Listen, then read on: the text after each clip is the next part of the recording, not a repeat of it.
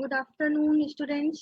आज हम आपको मशीन डिपेंडेंट कंपाइलर फीचर्स बताएंगे।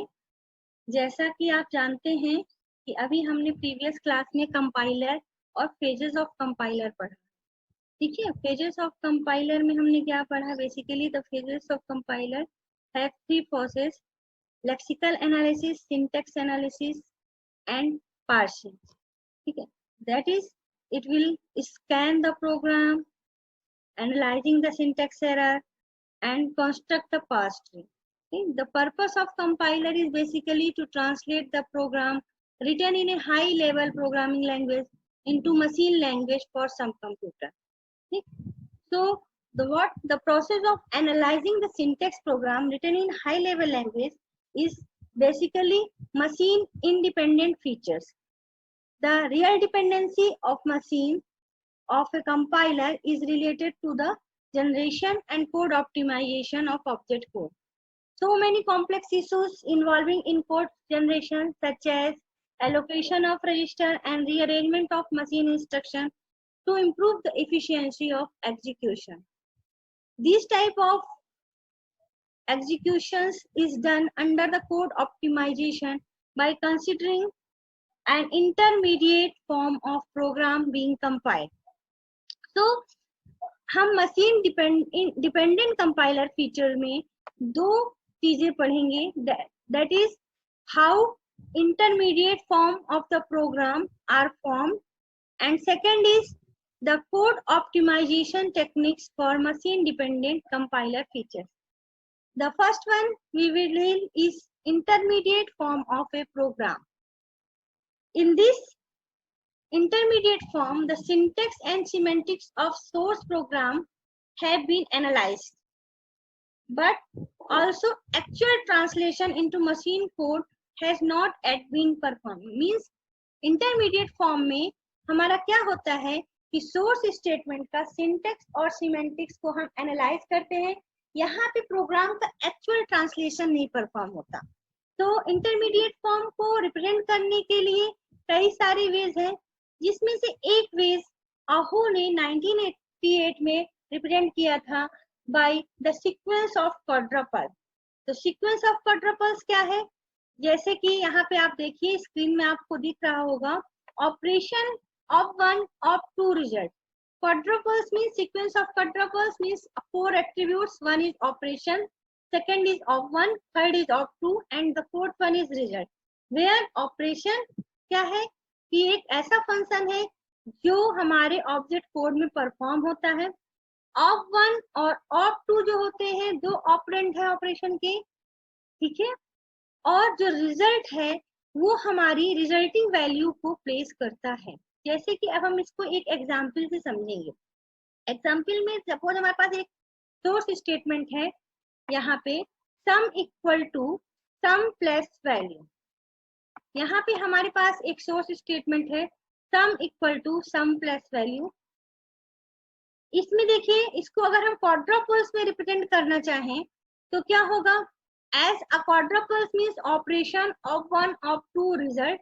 यहाँ पे देखिए कि हमारा पहला देखिए सीक्वेंस है सम प्लस वैल्यू.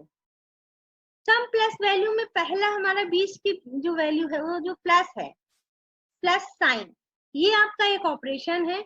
और जो SUM sum and VALUE value, ये दो हमारे ऑपरेंड्स हैं. इन ऑपरेंड्स को हम पुट करेंगे of one and of two में. प्लस सिंबल को हम रिप्रेजेंट करेंगे ऑपरेशन में, और उसके रिजल्ट को हम स्टोर करेंगे एक I1 variable, that is intermediate variable में. तो यहाँ पे देखिए plus sum comma value comma I1.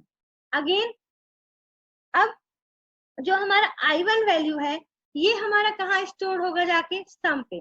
तो अगला ऑपरेशन हमारा क्या है? Equal to.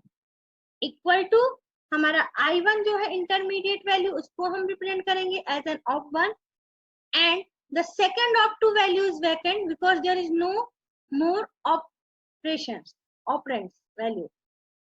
And the fourth in the result we will put sum. This type of representation is called intermediate form of the program. which can be represented by quadruples. Another, if we take another example, just like sum equal to sum plus value, here variance equal to sum square div upon 100 minus mean multiply by mean. इसको अगर हम क्वाड्रोपोल्स में represent करेंगे तो हमारे पास यहाँ पे देखिए, एक हमारे पास वैल्यू है सम स्क्वायर div 100 और एक हमारे पास है मीन मल्टीप्लाई बाय मीन। अब ये आपके ऊपर चॉइस डिपेंड है कि आप किसको पहले इंटरमीडिएट में लेंगे। सपोज सबसे पहले हमने लिया सम स्क्वायर div 100, तो यहाँ पे देखिए div जो है वो हमारा क्या है, एक ऑपरेशन है। sum sq और 100 हमारे दो ऑपरेंड्स हैं, तो हमारा क्या होगा div sum sq comma hash 100 comma i1। ठीक है, जब कभी भी हम पास्कल में वैल्यू को रिप्रेजेंट करते हैं तो उसके आगे हैश सिंबल को रिप्रेजेंट करते हैं। ठीक, अगला क्या है, अब देखिए यहाँ पे मीन मल्टीप्लाई बाय मीन, इसके लिए क्या होगा, multiplication mean comma mean, then again we store this value in i2।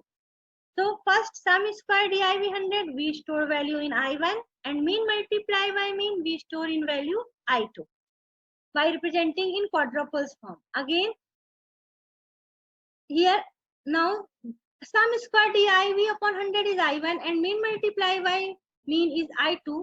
So i1 minus i2. So again the operation is subtraction, minus then i1 comma then i2 comma i3, and we will store result in i3. i1 minus i2 value result stored in i3 as an intermediate form.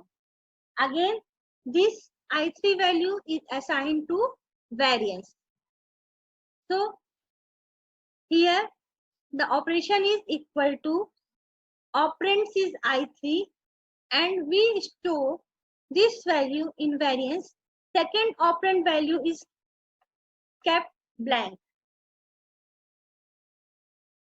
These types of techniques created by quadruple is an intermediate code generation routines. So many types of manipulations can be performed by the quadruples for code optimization purpose. Sometimes क्या होता है कि हम जब quadruples को rearrange करते हैं तो उसमें हमें ये देखना पड़ता है कि जो भी हम इंटरमीडिएट वैल्यू हम असाइन कर रहे हैं रजिस्टर्स को, वो कैसे अरेंज करें कि हमारा जो है रजिस्टर्स की जो वेरिएबल्स की जो वैल्यू है इफिशिएंटली पॉसिबल हो किसी रजिस्टर में। उसके लिए क्या करना पड़ता है, हमें उसमें वैल्यू को ऐसा, ये प्रोग्रामर की रिस्पॉन्सिबिलिटी होती है कि वो कैसे किसको पहले इंटरमीडिएट कोड में जनरेट करे, किसको सेकेंड में करे और कैसे उसको इफिशिएंटली हम कोड को ऑप्टिमाइज करें। इसको हम लेटर अभी आके डिस्कस करेंगे प्रोग्राम में। ठीक है, सो कोड ऑप्टिमाइजेशन टेक्निक से होता क्या है कि हमारी performance, code size, security, reliability और पावर कंजम्पशन जो होता है वो इम्प्रूव होता है। सो सेकंड वन हमारा क्या है, machine dependent code optimization. Machine dependent code optimization में जो पहली प्रॉब्लम थी वो है हमारा रजिस्टर को असाइन करना। ठीक है, तो इसमें क्या है कि कई जनरल पर्पस रजिस्टर यूज होते हैं कंप्यूटर में कुछ डाटा को होल्ड करने के लिए, जैसे कि आपके कांस्टेंट्स हो गए, वैल्यूज हो गई, वेरिएबल्स हो गई, तो इनको हमको रजिस्टर में स्टोर कराना है। इनके लिए समटाइम्स हम एड्रेसिंग का भी यूज करते हैं और रजिस्टर्स का as an instruction operands use करते हैं। मशीन इंस्ट्रक्शंस जो भी हमारे होते हैं वो फास्टर होते हैं रजिस्टर के एज कंपेयर टू इंस्ट्रक्शंस जो हमारे मेमोरी में रिफर होते हैं या लोकेट होते हैं। ठीक, इसलिए हमें ज्यादा से ज्यादा जितनी भी वेरिएबल्स हैं वो हम रजिस्टर्स में रखते हैं ताकि हमारा इंटरमीडिएट रिजल्ट जो फास्टेस्ट एग्जीक्यूट कराए और हम उसको प्रोग्राम में लेटर यूज कर सकें। अब हम मशीन डिपेंडेंट ऑप्टिमाइजेशन के लिए एक एग्जाम्पल ले रहे हैं। ठीक है, ये है एक एग्जाम्पल, एक क्वेस्कल प्रोग्राम में प्रोग्राम बना हुआ है, एक स्टैटिक्स का प्रोग्राम है। हम वेरिएंस कैलकुलेट कर रहे हैं। वेरिएंस कैलकुलेट करने के लिए हमारे पास जो यहाँ पे वेरिएबल है, सम स्क्वायर है, आई है, वैल्यू है, मीन है, वेरिएंस है, इन सब की वैल्यू हम इंटीजर में ले रहे हैं। तो सबसे पहले हम क्या करेंगे कि सम को हमने 0 असाइन किया, सम स्क्वायर को भी हमने 0 असाइन किया, और हमने एक लूप चलाया i इक्वल टू 1 to 100 में। तो हम क्या कर रहे हैं, read value, then sum equal to sum plus value, sum को कैलकुलेट करना है, उसका फार्मूला है स्टेट्स में, और सम स्क्वायर का क्या होता है, sum square plus value multiply by value. Then हम मीन कैलकुलेट करेंगे, देन उसका वेरिएंस कैलकुलेट करेंगे, फिर उसकी वैल्यू हम राइट करेंगे। ये एक आपका प्रोग्राम जो है वो स्टेट्स में बना है। इसका हमें क्या करना है, सबसे पहले हम इसको सीक्वेंस ऑफ क्वाड्रपल्स और इंटरमीडिएट कोड में हम इसको रिप्रेजेंट करेंगे। तो सबसे पहले हमने आप देखिए यहाँ पे इस प्रोग्राम में हमने बनाया हुआ है, क्वाड्रपल्स के फॉर्म में जनरेट किया हुआ है इसी सोर्स प्रोग्राम को। तो यहाँ पे देखिए सबसे पहले हमारे यहाँ पे लाइन नंबर 5 पे आई है, सम इक्वल टू 0। तो यहाँ पे देखिए कि पहला ऑपरेशन हमारा क्या है, इक्वल टू है, वैल्यू क्या असाइन हो रही है, 0, स्टोर कहाँ हो रही है, सम पे।